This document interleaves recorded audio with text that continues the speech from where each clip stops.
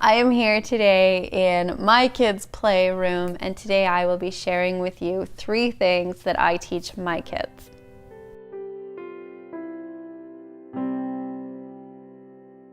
Hi, my name's Stacey Berger, and I'm here with Mastering Your Mindset, sharing tools to inspire you to ignite your passion and live a life you love. If you're new to this channel, please subscribe and click that bell so that you get new content every Wednesday.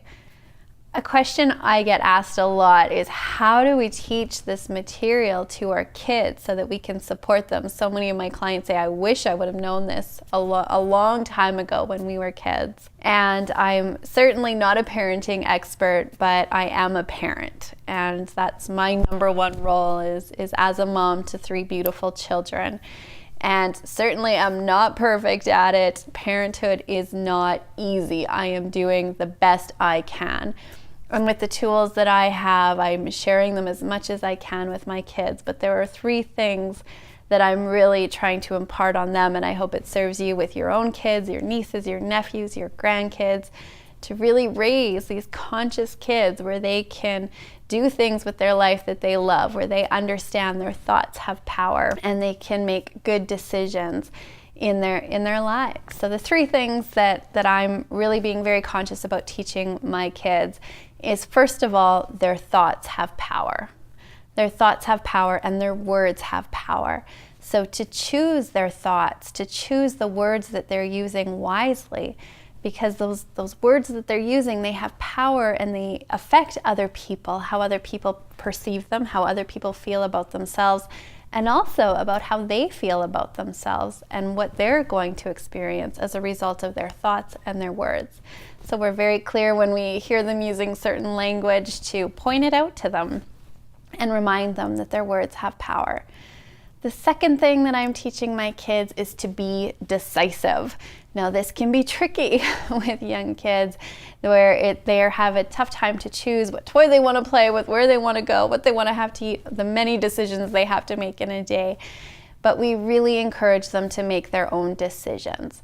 And when they're asking for us to just decide for them, really helping them learn how to make good decisions.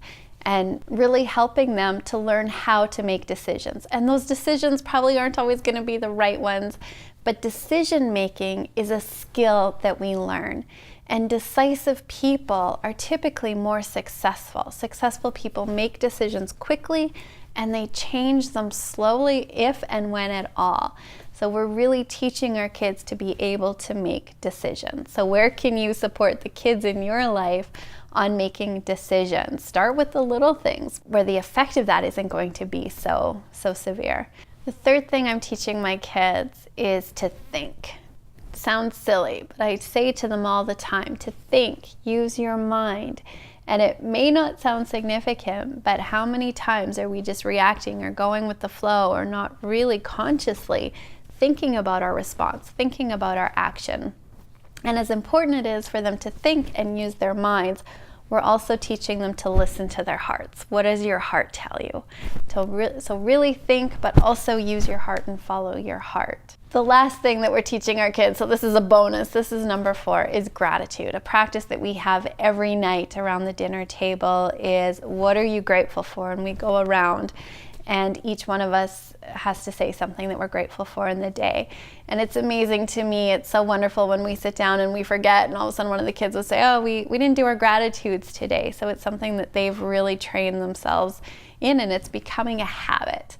And that is going to serve them, hopefully, so well in the future when they can really look at everything that they have to be grateful in their life. So that's actually 4 things that we've been teaching our kids. Again, I am not a parenting expert. I'm speaking from my experience. I wish there was a manual for parenthood many times.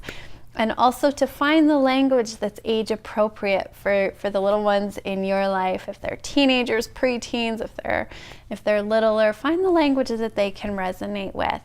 And the more that you can be speaking to them in using that type of language, really, really powerful.